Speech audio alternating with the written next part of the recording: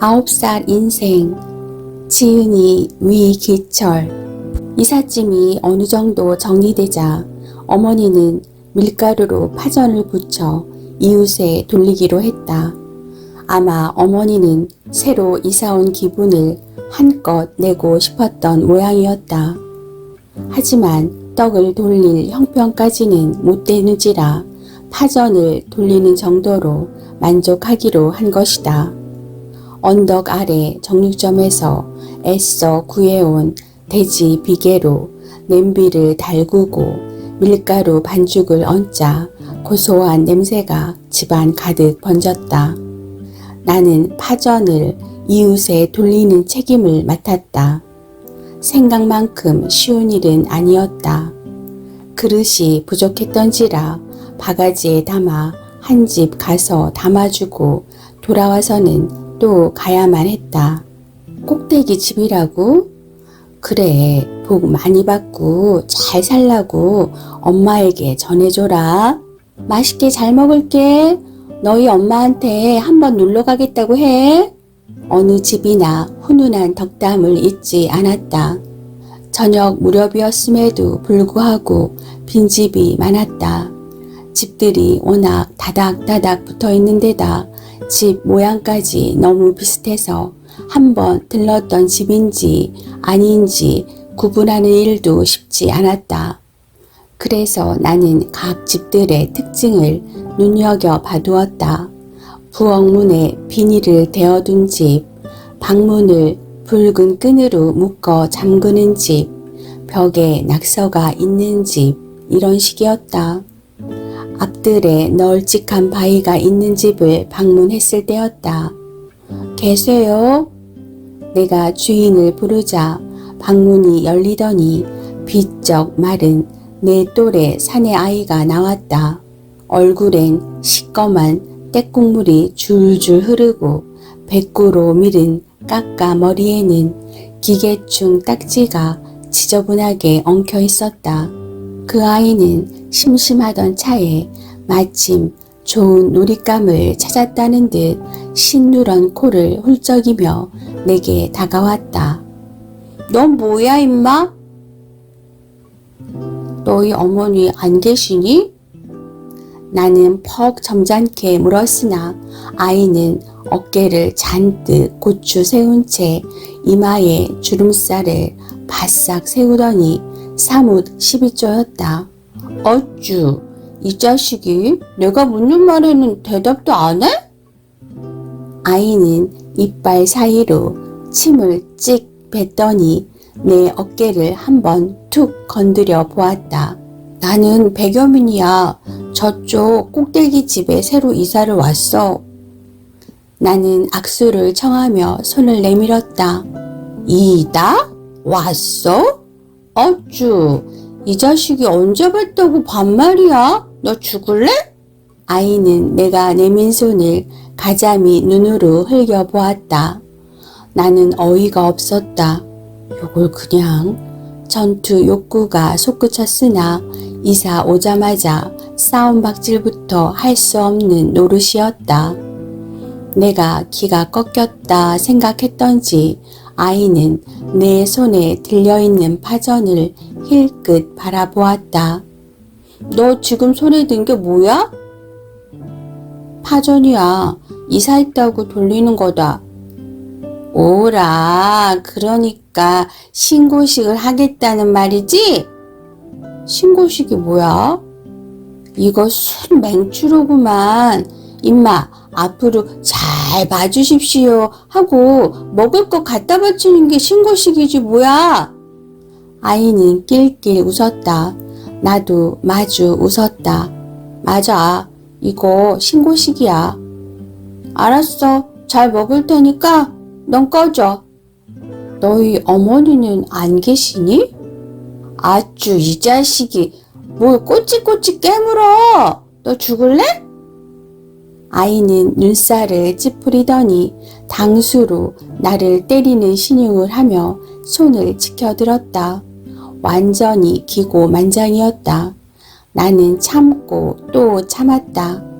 그냥 물어봤을 뿐인데 왜 그래? 짜샤, 우린 엄마 같은 건 안 키워. 그럼 너 혼자 살아? 아이는 내가 든 바가지에서 파전을 꺼내 우걱우걱 씹더니 다시 쏘아보았다. 아쭈, 이게 누구를 고아로 하나? 너 죽을래? 아쭈와 너 죽을래는 아이의 말버릇인 모양이었다. 아직 돌아야 할 집이 많았으므로 더 이상 그 아이만 상대하고 있을 수는 없었다. 바가지나 비워줘. 빨리 가봐야 돼. 아이는 시꺼먼 손으로 바가지에 담긴 파전을 통째로 꺼내 들더니 가슴에 쌓아 안았다. 됐지? 그럼 꺼져. 요 녀석 나중에 다시 만나면 두고 보자. 나는 그대로 돌아섰다. 바로 그때 아이는 치명적인 실수를 저질렀다. 너희 엄마 애꾸지? 너희 별명은 앞으로 새끼 애꾸다. 알겠냐? 머리털이 곤두서는 느낌이 든 순간 이내 내 주먹은 이 무례한 녀석의 턱을 후려 갈기고 있었다. 녀석이 뒤로 벌러덩 나빠지자 파전이 땅바닥에 흩어졌다. 나는 녀석을 깔고 앉아 사정없이 후려쳤다.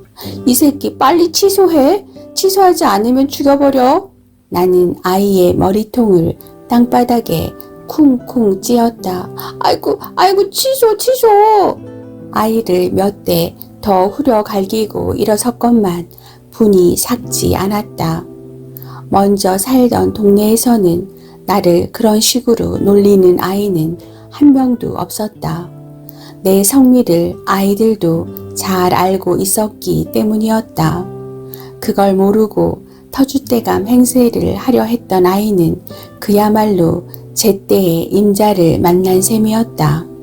한 번만 더 그따위 소리 했다가는 가만두지 않을 거야. 불의의 기습을 당하고 완전히 얼이 빠진 아이는 그제야 정신을 차린 듯 으앙 울음보를 터뜨렸다. 씩씩거리며 집에 돌아온 나를 보고 어머니는 무슨 일이 있었느냐고 다그쳐 물었다. 그러나 차마 어머니에게 싸움의 내막을 얘기할 수는 없었다. 한쪽 눈의 동자가 하얗게 바래버린 어머니를 보니 내 가슴은 더욱 미어졌다.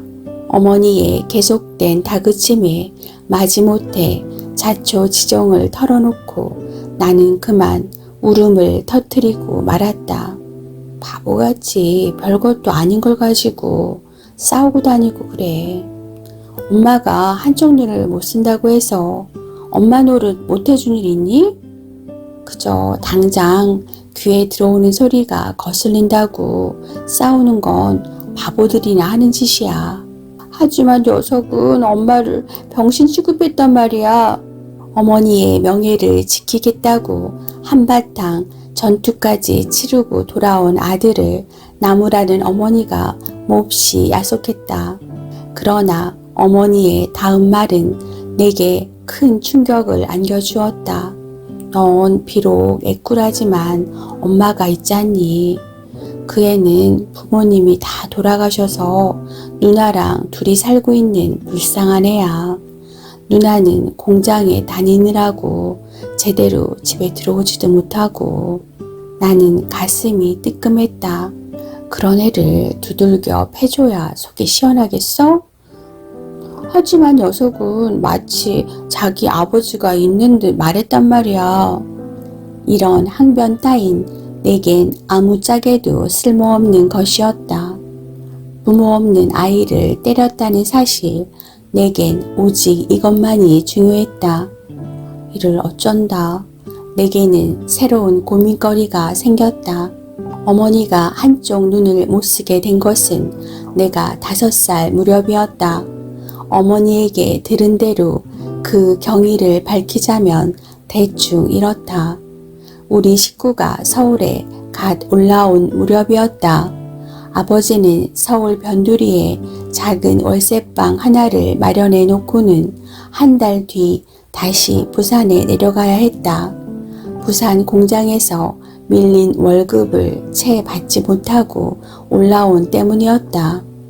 그런데 금세 올라온다던 아버지는 한 달이 넘도록 소식이 없었다. 아버지가 주고 간 몇 푼 안 되는 생활비도 금세 바닥이 나버렸다. 낯선 서울에 홀로 남겨진 어머니의 불안감은 이루 말할 수 없는 것이었다. 불안과 걱정 속에 한 달을 10년같이 보내고 나자 그제야 아버지가 나타났다. 아버지의 표정은 매우 어두웠다. 부산에 내려간 아버지는 친구 집을 전전하며 회사와 사장집을 끈질기게 찾아다녔다고 한다. 그러나 사장은 오늘 내일 미루며 도무지 돈을 안 내놓더라는 것이었다. 우리가 서울로 집을 옮겼다는 소식을 어디서 들은 모양이야. 다급해지면 다시 서울로 가겠지 생각하며 배짱을 튕기는 거야. 나쁜 자식. 그 돈이 어떤 돈인데. 아버지는 득득 이를 갈았다. 며칠 내로 주겠다는 약속을 믿고 성급하게 상경한 것이 잘못이었다. 어머니는 아버지에게 그 돈을 포기하는 것이 어떠냐고 조심스레 권해 보기도 했다. 바보 같은 소리 말어. 놈은 지금 그걸 바라고 그런 배짱을 부리는 거요. 아버지에겐 이미 돈이 문제가 아니었다. 사장이 괘씸해서 견딜 수가 없었던 것이다. 아버지는 친구한테서 빌려온 돈 2,000원을 어머니에게 주고 다음 날로 부산에 다시 내려가 버렸다. 그렇게 아버지가 떠나고 나자 어머니는 또다시 버려진 느낌이었다. 그러나 이번에는 어머니로서도 가만히 있을 수 없었다. 아버지 대신에 무엇인가 일을 해서 돈을 벌어야 했다. 설사 아버지가 돈을 받아왔다 해도 새 직장을 구하려면 몇 달은 걸릴 것이기 때문이었다. 어머니는 나와 여운이를 주인집에 맡기고 부근에 있는 무허가 잉크 공장에 취직을 했다. 하얀 두부 벽돌 위에 판자를 얹어 대충 비마금을 해놓은 공장에서 역한 잉크 냄새를 맡으며 10명 남짓의 공원들이 일을 했다. 아직 소년티가 채 가시지 않은 어린 공원도 있었고 어머니보다 나이가 많은 아줌마들도 있었다. 잉크 냄새 때문에 저녁에 퇴근을 할 무렵이면 골치가 아팠지만 돈을 번다는 자부심에 그럭저럭 한 달을 견뎠다. 그러던 어느 날이었다. 잉크에 화공약품을 붓고 있는데 어린 공원이 지나가다 무엇에 걸려 넘어졌는지 어머니를 향해 쓰러졌다. 그 바람에 화공약품이 어머니의 얼굴에 쏟아졌다. 칼로 눈을 후비는 듯한 아픔이 어머니를 덮쳤다. 어머니는 비명을 지르며 밖으로 뛰쳐나갔다. 곁에서 일하던 아주머니가 달려와 어머니 얼굴에 물을 끼얹고 약품을 씻어냈지만 왼쪽 눈의 아픔은 여전했다. 어머니는 젊은 공원의 등에 업혀 병원으로 갔다. 그러나 병원에서도 마땅한 처방이 없어 세척액으로 계속 눈만 씻어내었다. 그러는 동안 어머니의 왼쪽 눈동자는 이미 하얗게 바래어져 있었고 왼쪽 눈으로는 아무것도 볼 수 없게 되었다. 부산에서 올라온 아버지는 어머니의 왼쪽 눈을 보고 사내답지 않게 꺼이꺼이 울음을 터뜨렸다. 잉크 공장 사장은 그 어린 공원의 실수로 사고가 일어났으니 그 아이의 부모한테서 치료비를 받으라고 했다. 그 말을 전해 들은 아버지는 쇠꼬챙이를 들고 당장 사장네 집으로 쳐들어갔다. 아버지는 사장 눈앞에서 쇠꼬챙이를 들이밀었다. 치료비 따윈 필요 없어. 단지 왼쪽 눈을 잃어버린 고통이 어떤 것인지만 가르쳐주지. 그래야 내 아내의 심정을 이해할 테니까. 겁에 질린 사장은 그제서야 치료비를 주겠다고 말했다 한다. 만일 그때 그가 미적지근한 반응을 보였다면 아버지는 아마 그의 눈을 새꼬챙이로 진짜 찔러 버렸으리라. 아버지는 능히 그러고도 남을 사내었다. 그러나 그 몇 푼 안 되는 치료비로 어머니의 맑은 눈을 되살릴 수는 없는 노릇이었다. 나는 만화책에서 옛날 기사들 이야기를 읽은 적이 있다. 어머니가 공주님이라면 아버지와 나는 그 공주님을 보호할 사명감을 지닌 기사들이다. 그런 점에서 아버지와 나는 뜻이 통했고 우리는 언제라도 어머니를 위해 출정할 준비가 되어 있었다. 감히 어머니를 애꾸라고 모욕하는 무례한이 있다면 나는 녀석과 결투를 벌이는 일에 조금도 주저하지 않을 것이다. 하지만 그 더러운 아이를 때려준 것은 옳은 일이 아니었다. 그날 나는 저녁 무렵에 일이 걱정되어 잠을 이루지 못했다.